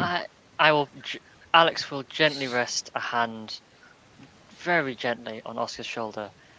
I am afraid, Oscar, the man is dead. There is nothing more that we can do for him now, except make sure that his death was not in vain. For there are great, terrible things we must avert together. Alex will lead him gently over towards some kind of phone in this place. Perhaps we should begin. Okay. So I'm assuming you've led me to a telephone box. I will get out my mobile phone Is there a reason? No. Is there a reason I shouldn't? Is there a reason I shouldn't? As far as you're concerned, absolutely not. No. But I'm asking Alex. Because he led you to a phone. Yeah. Right. Did you lead me here because can these be? Is there a problem? I don't know. Oh yes. Please give me that.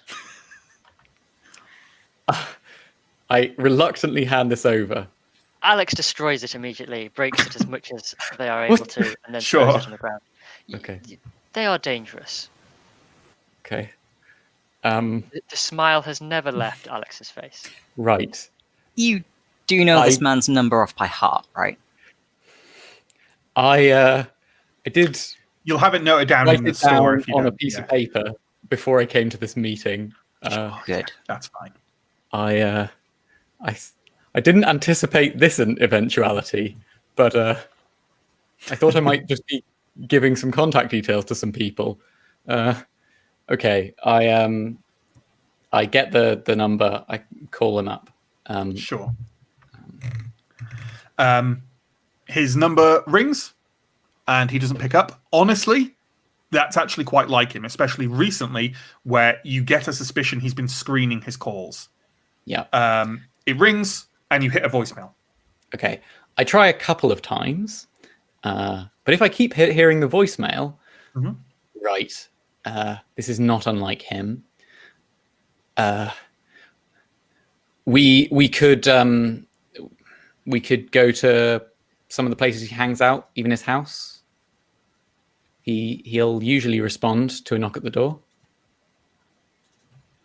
What do you think? Is there anywhere else he sometimes goes of the night? There's a few bars I think he mentioned, but aside from that, I say we're old friends, but would he be suspicious if he saw you at these bars? Probably not. I imagine he'd chalk it up to chance. I don't normally frequent them, but I'm not. Then perhaps. Honestly, the place he usually is at his home address. He doesn't go out that much. Sure. He may well be there and just not taking your call. And there's no way for me to arrange to meet him or to know whether he'd now be there.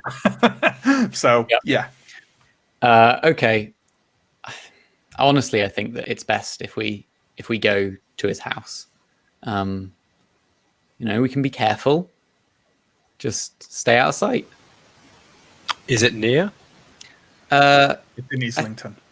Yeah, it's reasonably close. For the curious, is about a 30-minute tube ride away. Or via the tube. The tube ride itself is not there. You know what I mean. It will take 30 minutes to get there from here. We can take the underground, right? Yeah, we can do that. Okay. Or we could take the car. I prefer this may be a good point for someone to introduce the concept of the blush of life to him. Yes. Because there have been people walking past you in the street, and just to walk past you in the street, they're not going to go, vampire! But if you're directly interacting with a human being, if you don't use blush of life, they're going to be pretty freaked out quite quickly. The V5. If we're going anywhere and we're going to be talking to anyone face to face, you're going to need to remember very hard to... I don't know how to describe it. Think about pretending to be alive. Alex will reach out their hand and clasp Pierre's in theirs and use Blush of Life, as that may be the simplest way of demonstrating it. Sure. With that in mind, then, now, I'm assuming that how long does Blush of Life last? A scene, right? Yeah. So. Or is it a night? I believe it's I think it's a scene. I will double check. Double check for us, thank you. regardless, you've definitely had a scene. If it is a scene, then others of you need to do now. But I'm going to assume, but correct me if I'm wrong, Justin, that this headscarf that Mandrill wears, is it all the way around? It's not all the way around. Okay. And Mandrill would rather avoid tube rides if that like. I mean, if you don't go by the tube, you're walking around the streets of London. It's much of a muchness. There are these things called cabbies that are pretty dark. There is that. And okay, yeah, Blush of Life lasts a night. In that case, I'm perfectly fine that Arthur and Alex will have already used it. Yeah. And Mandrill for that matter. Yeah, well, I mean, Mandrill, yeah, like, it's like if I'm being seen, then there are already things that people are questioning me about. But yeah, rather than have any kind of prolonged conversation about the method of travel to Islington, shall we just quickly decide what method we go for? Let's get a cab. Let's get a cab. If we don't have a car, then we'll get a cab. Arthur can pay for a cab, right? Yes. You do have a car. And it is a good time to point out because Alex has rented a car upon their arrival in London. Not Alex, sorry, Arthur has rented a car. Yes. Did Arthur drive here with everyone? Or did you come by another method? Okay. Then you could absolutely hop in the car and drive. Seems like the simplest. Oh wait, we have a car. Let's go with that. There we go. With that in mind, Oscar, if you feel you have been sufficiently instructed by Alex to employ Blush of Life, do you want to give it a go by giving us a rouse check? That is just a D10, success or not. Okay. 2. So your hunger goes up to 3 again. But you have now used the Blush of Life, and for the rest of the evening, you will appear human to other humans. Or more, you will appear alive to other humans. Okay. How quickly the blood that killed that man goes, huh? Oh, no. So you all hop into Arthur's rented car, which I'm going to assume it's a rental, so it's not too fancy, but I'd guess that Arthur would spring for perhaps a Beamer or something. I don't know cars. Okay, BMW, fancy business. I mean, it's not that fancy, but your generic middle-class business guy car. Yeah. Okay. It doesn't take you long to drive to Islington. Oscar guides you through the city streets of London, and you stop outside what looks like an extremely new build apartment block, to the point where it's got one of those signs outside, with like numbers. So it says, 200 apartments, 191 available, sort of thing. So there's barely anyone living in here. And it's it's got no it's just got kind of open doors, and it's nice, but it's not kind of the kind of nice where you have a doorman or a fancy security system or anything like that on the outside. And you're in Islington, which is fairly upmarket. I guess the question is, do we ring him, or is there another way in? You can go straight in. Sure. Okay. It's a very big apartment building. It doesn't have kind of individual block, like door codes or anything like that. Sure. Which I'll certainly have in real life, but who's coming up? Is it just me? Do you want me to bring him down? Do you want to be there? Maybe one. I can keep watch outside. It's best not for me to get caught in closed spaces too much. I tend to attract attention. Maybe one of us could go, but it might be best to. He would be at ease here. Perhaps we should meet him here. Alex will turn to Arthur and raise an eyebrow for input.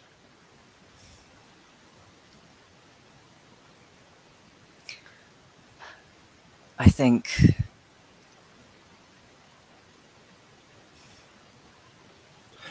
I'm happy to go up and talk to him with Oscar. Our own problem is if he is familiar with hunters, we don't know how familiar, and I don't really want to walk straight into a fiery shotgun blast. I am sure that if Oscar introduces you as a friend or colleague or visiting doorman, that you'd be welcome. Yeah, I mean, broadly speaking, like the premise of your plan seem fine, but just as an anonymous voice from the wind, like sending Oscar in his current rather confused state off to do this by himself, and your mission is to make sure this man is secured and make sure the man he can lead you to is also secured. And yes, your mission here in London very much. This is a very important thing. Leaving it to a fledgling on his own, a hungry fledgling. It's a gamble. It seems like you two could do it, or at least you, Arthur. You seem like you were good at talking to people. But I'll go up with Oscar. Try and make a friend. I'll see if I can tempt him down here, or at least meet up with us And at a you, later Alex, point. will you come?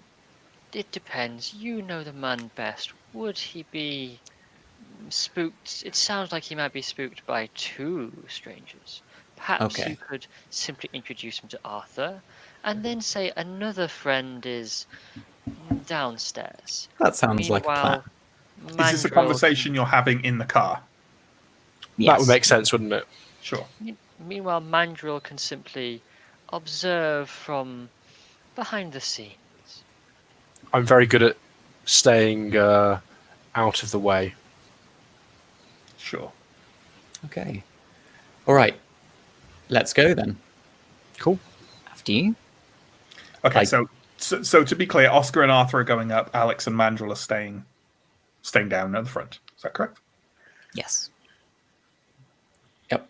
Okay. I enter the apartment building. I go up to the appropriate floor, since this doesn't seem to have a buzzer system. So I will I'll walk up to his door. Mm-hmm. He lives kind of about halfway up the apartment block. It's all very anonymous. New build again. Some of it isn't even painted. Like it's that new. When I was going up, did you know how you said that it was mostly empty? Did I notice if any of the nearby rooms were occupied? It's very hard to tell. At least one room you walk past, you can kind of hear a television blaring from the inside of it. But largely, it's very difficult to tell. Okay, I knock on the door. Okay. I take it, Arthur, you're just kind of standing there. Looking pleasant. Yeah. There is kind of no response. Okay. I knock more firmly and I say, "Hey, Arshad, it's Oscar." No response. Nothing. I put my ear to the door. Okay. Sort of move Oscar slightly off to the side. Sure. Do you want to give me a wits plus awareness roll? You don't have any or specs or anything like that, do you? No. Okay. Wits plus awareness.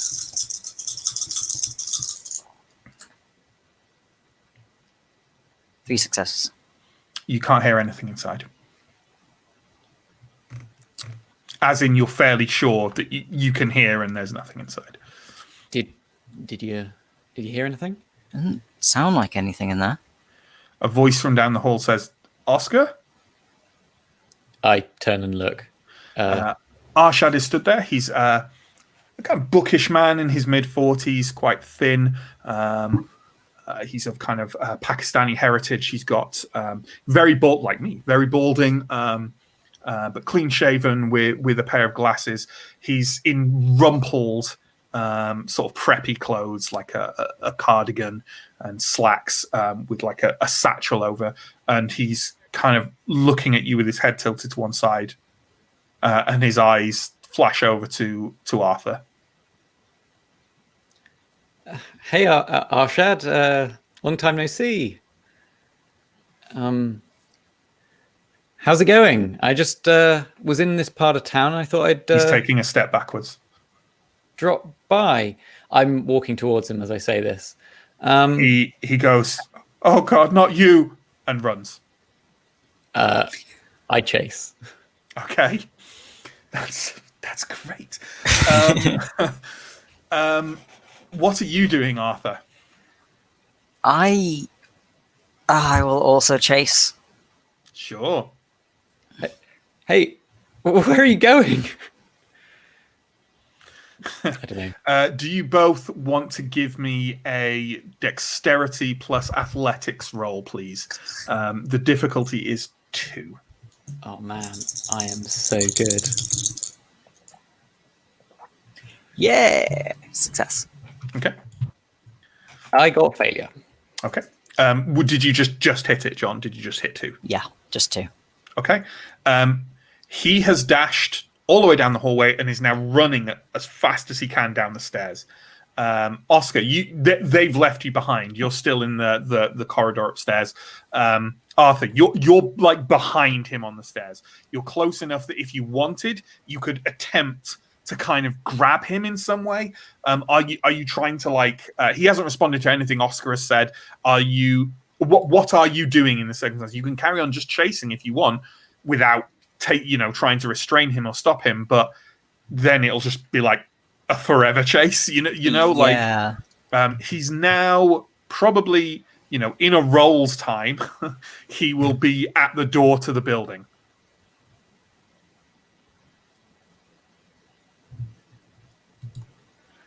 I am going to get the door to the building in a roll. Oh God. I'm going to slightly panic. I'm going to try and grab him. Okay.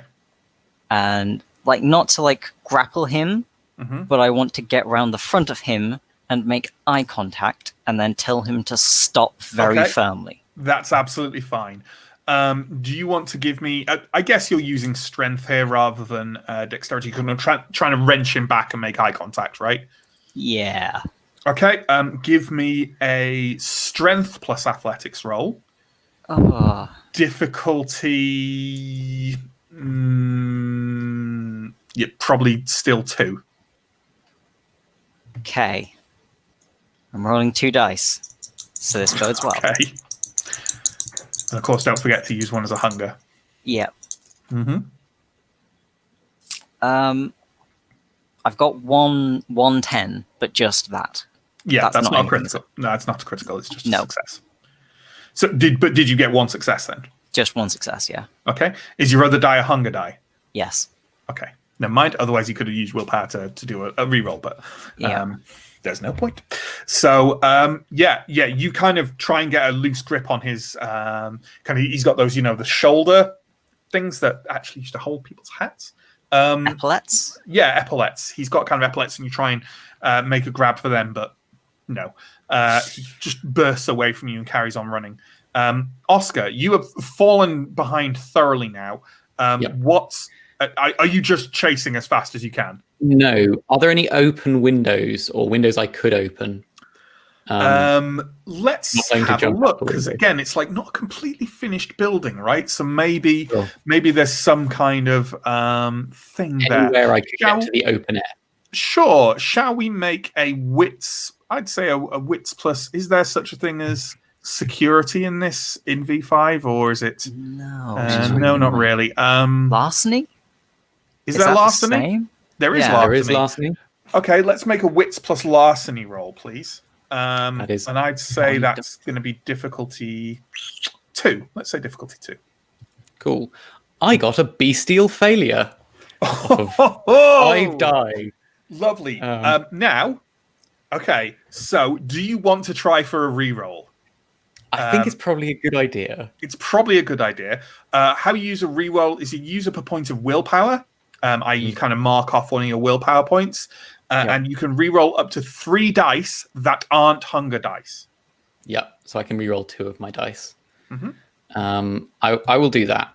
I'm going to reroll both of my failures. Okay, I got still a bestial failure, 1 success. Okay, fair enough.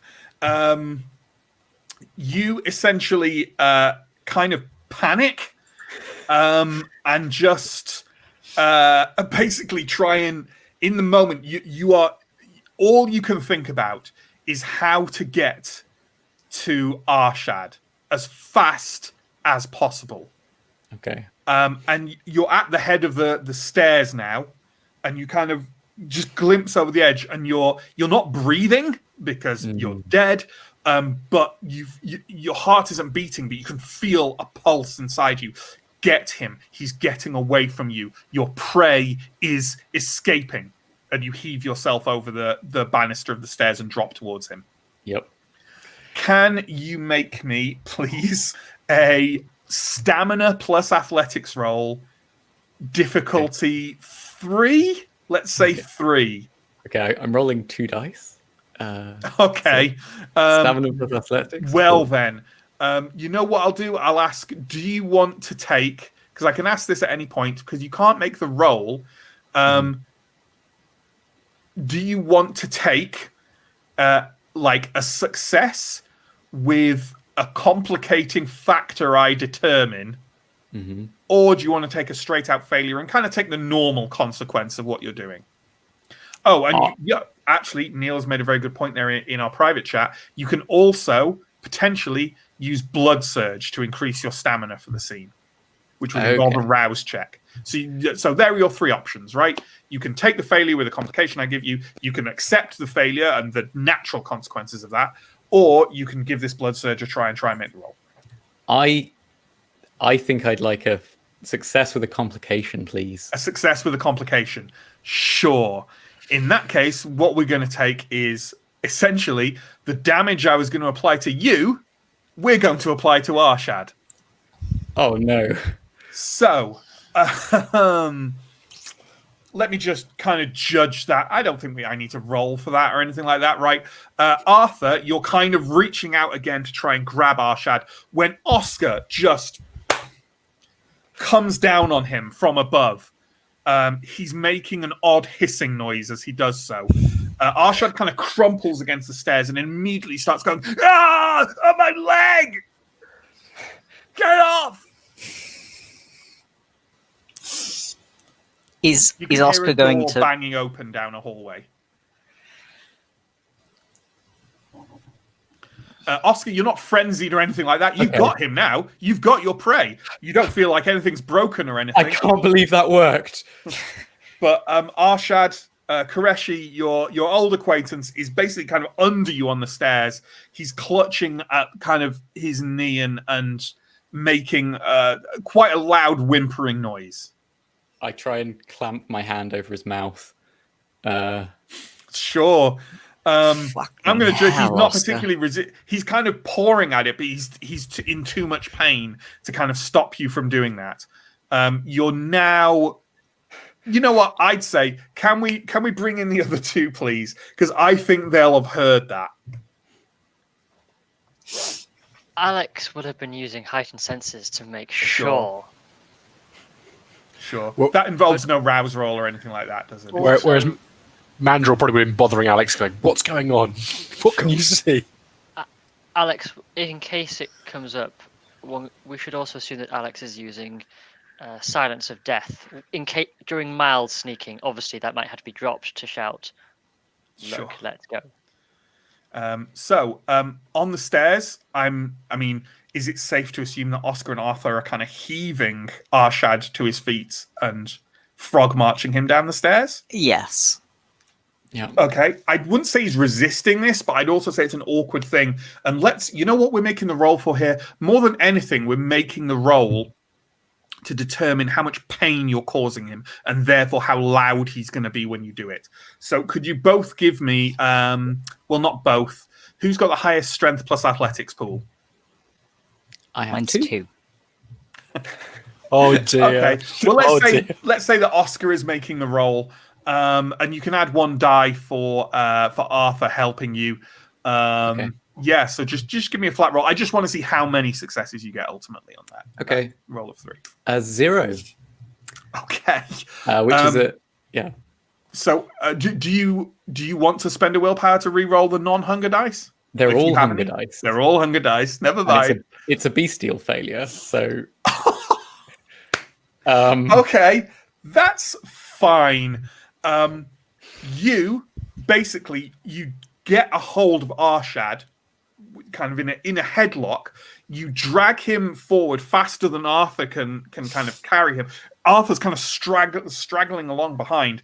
He is wailing at the top of his voice, like you are causing him a tremendous amount of pain now. But you don't care. He has to be caught and maintained. You drag him out of the front doors, like he is screaming and wailing and crying for help. Barge past Alex and Mandrill and just throw him fully into the back seat, where he kind of, you hear a slight crunching noise, and he stops wailing. Okay, I've got him. Let's go. What the fuck? I climb, as I scurry behind, climb into the back of the car and make sure he hasn't just killed this man. He hasn't killed him. He's unconscious. His calf is at a very odd angle to his knee. I will Sorry, grab Oscar and say, in future, such actions may cause more harm than good. You can hear a window opening above and someone going, "Oi!" We should I got him, be going didn't I? quickly. Do you want to throw me the keys, Arthur, and you can see to it? Yeah, sure. Chuck him over. If there is space, I will join Arthur in the back. Sure. 3 people can get in the back, so That's you and me up front then, Oscar. I take it you are making haste with this. Oh yeah. You are starting to get to Masquerade threatening conditions here. Okay. Yeah. Hastily, but not like speed not, what is it? Space and speed not haste. Haste not speed. Haste which not is speed. what I want No. to go for. Haste not I don't know. speed, not haste. Sure. Speed not haste. Yeah. You. Where are you going? Away to start with, and then maybe a circuitous route back to the but shop. not to the haven, but to the shop. Yeah. Yeah, because the night is still young. It's like 9 o'clock now, right? And you need to, as far as your instructions go, you need to get as far along this path of investigation as possible. Yeah. Before you return, because the less trips out you can make from the haven, the better. I am aware that audiences watching this, if they're not overly familiar with the V5 canon, may be going, I don't really understand what they're doing. It's fine. Big vampires. Mysterious. Don't worry about it. Vampires are doing crazy things. There's just some guy screaming in the back of the car, and we're like, "This is fine. This is fine. This is just being a vampire." So as you spin off and start heading towards the shop, after 30 seconds or so of driving, Arshad starts blearily kind of like shaking his head. Yes, Alex. As soon as Alex notices that Arshad is doing that, they will immediately catch their gaze and say, "Forget this," and use cloud memory. Okay. Mechanics, I assume it's more than just doing it? It is. It depends if they are resisting or not. If they are I don't think he's unaware to. or not resisting, then there is no roll. They simply forget the last 10 minutes or so. Okay. And there's Few minutes. And there's no rouse check or anything. No rouse check, and they only get a roll if they're properly resisting or a supernatural. I think he's blurry enough that he isn't capable of resisting right now. So he's kind of just going to go, "What the... Oscar? Why does my leg hurt?" You had a fall.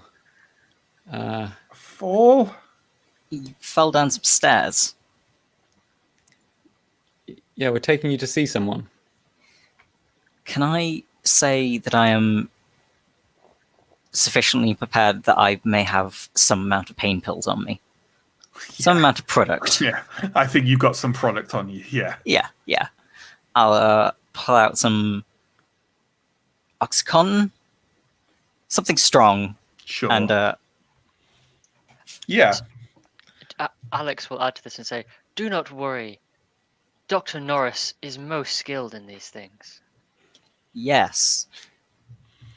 He kind of he goes, "It really hurts," and kind of knocks. He gets like a little, a canteen out of his bag and knocks it back. That is understandable. You took a very bad fall. He kind of looks around and says, Oscar, who are these people?" They're friends. Arthur's a doctor. It was lucky he was around. You're safe now. Everything's going to be all right. Alex is just a friend. Okay. OxyContin fucks you up pretty bad, right? Yeah. Yeah. Okay. Yeah. He goes, "Oh, well, how bad is it? Because I've got to meet someone tomorrow night. The guy I told you about." We should be able to pass on a message for you if it's a problem. If you're not in a fit state. Well, do I have to go to a hospital? Maybe. Alex will give Arthur a distinct look. No, we should be able to look after you. I've got a private clinic. Dr. Norris is very good. Oscar, do you want to make me I think this is manipulation, not charisma. A manipulation plus persuasion roll, and you can add an extra 2 dice. Well, actually, Arthur and Alex, do you both have persuasion? Yes. Yeah. Add an extra 2 dice to it. And I'm going to say the difficulty is, in his current state, like 2. Okay. 6 dice, 2 difficulty, 3 hunger. 3 successes. So it's critical. Did you say 3 successes? Sorry. 3 successes. Just a success. I didn't freak out. That's good. That's good. He says, "Okay, his name's Gasang. Isidore Gasang.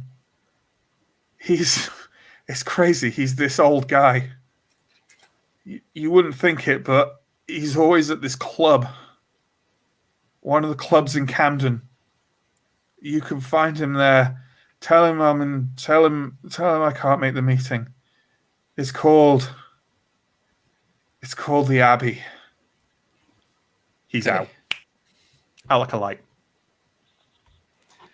Did we get all that? Because I was intentionally being drugged up.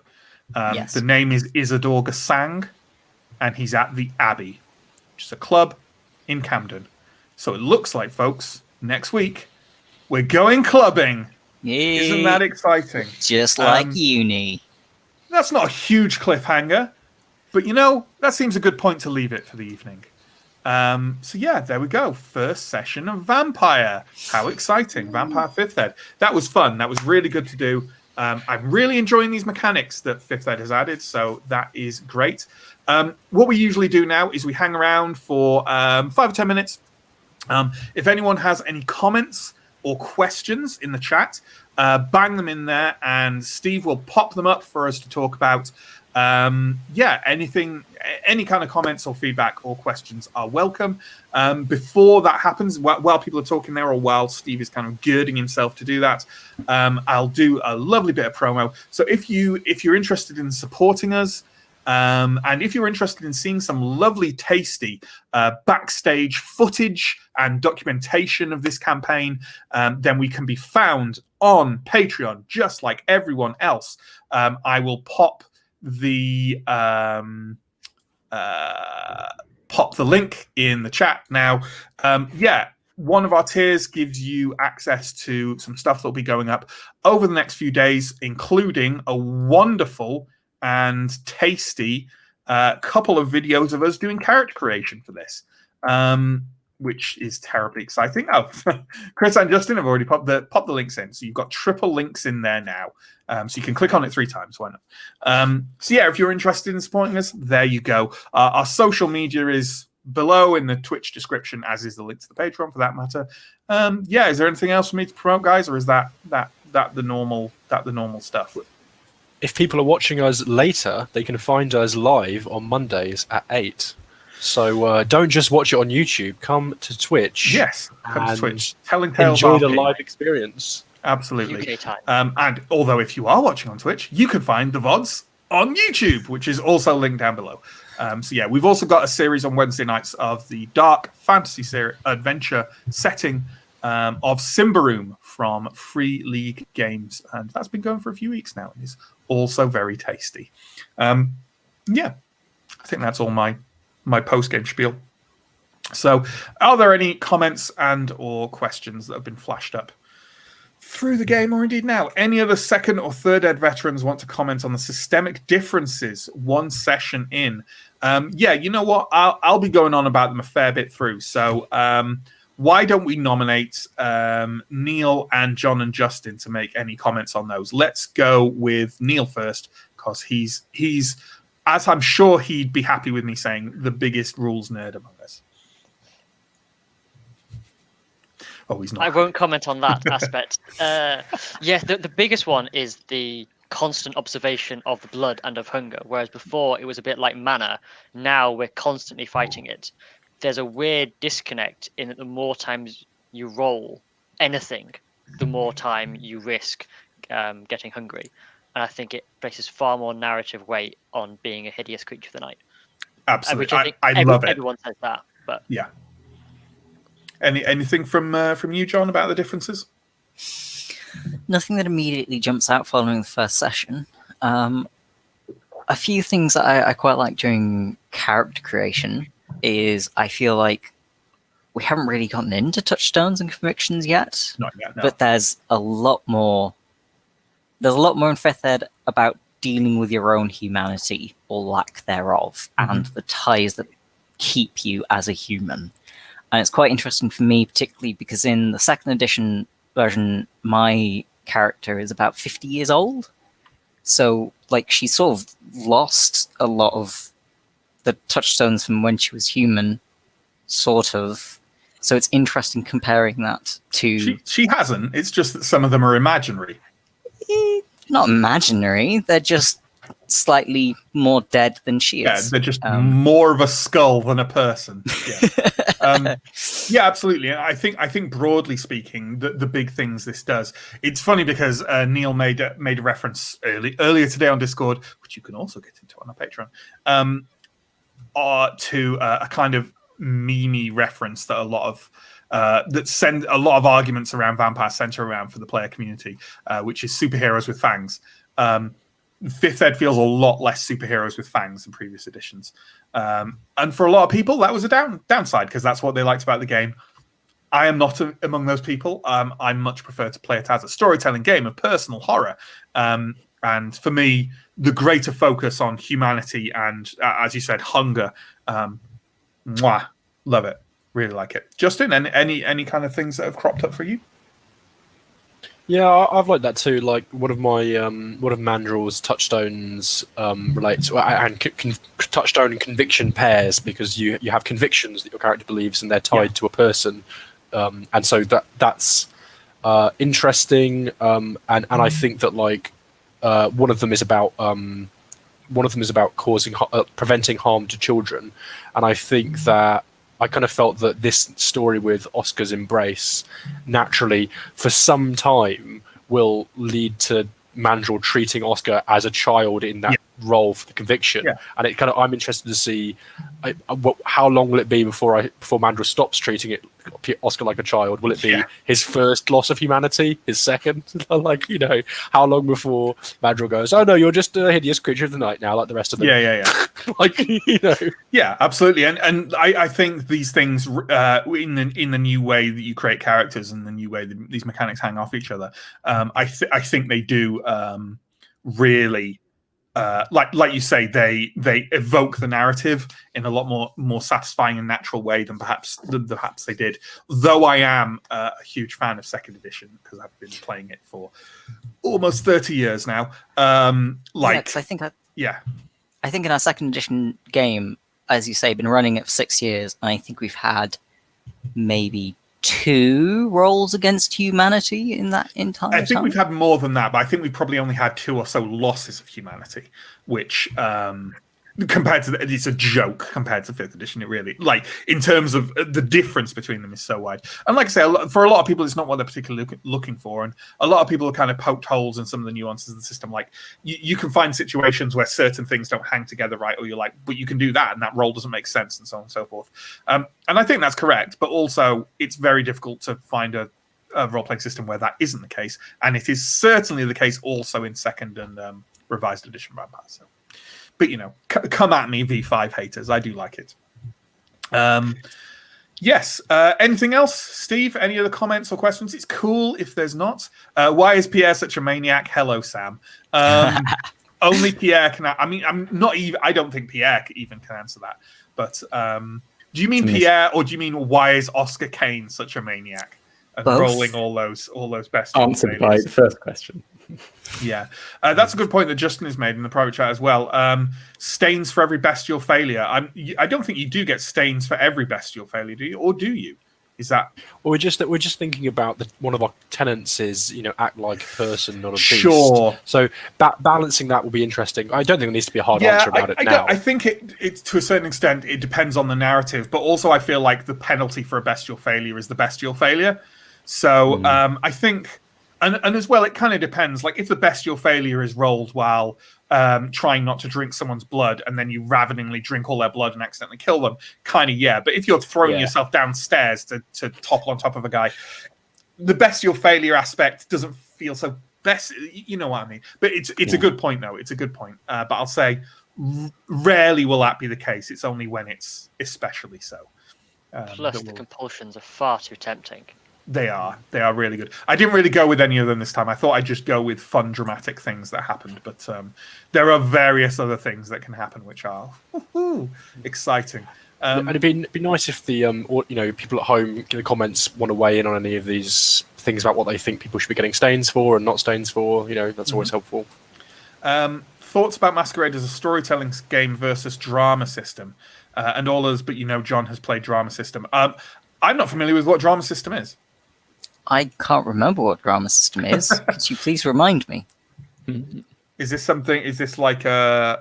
It almost sounds like a. It's not like an improv thing or something, is it? Do you mean as in like kind of like LARP? Oh, Hillfolk. Okay. Okay. Yeah. That's an interesting question. That is interesting. I would say that. Vampire 5th Ed. Sorry, this was a question mainly asked to John, but since I've started, I'll blur out my opinions. Hillfolk is Vampire. Sorry, is far more of a traditional role-playing system than Hillfolk is. Hillfolk is, pardon me, entirely geared towards building atmospheric character interactions and narratives based on individual player improvisation, which the group then contributes to. So I would personally say this is Hillfolk is more of a storytelling game, essentially, right? Because it's purely about that story, whereas Vampire is a more traditional role-playing. Same with Fiasco. Yeah, same with Fiasco and lots of other current. More storytelling, less games, if that makes sense. The same with, what was that game you introduced me to, which I always forget the name of and call something else on? Yes. Yeah. Much more storytelling than Vampire could possibly be, but equally more storytelling than it is game, I think is my judgment. Absolutely. Justin, I think you were about to say some stuff. Yeah, it seems like the relationship map, though, is almost directly lifted from Hillfolk. Yeah. So, it is. So I don't know if the writers of Hillfolk were at all involved in. I'm not sure if that originates there.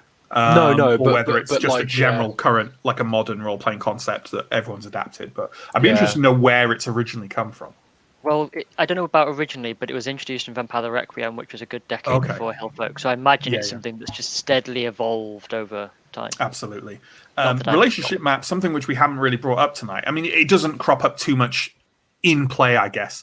But that's something as well, if you're interested in the concept of that, it's like a map of all the people and locations in the campaign and how they feel about each other, including the players. Another thing that will end up on our Patreon, I'm sure, at some point. We'll probably flash it up on screen here as well when we've more thoroughly developed it. Sorry, that was kind of aimed at John. John, did you have any... kind of talked over John there. I think you've more or less said what I was going to say, in that Hillfolk feels like it's focused much more around the dynamics for the group, and it's a much more collaborative storytelling, whereas Masquerade is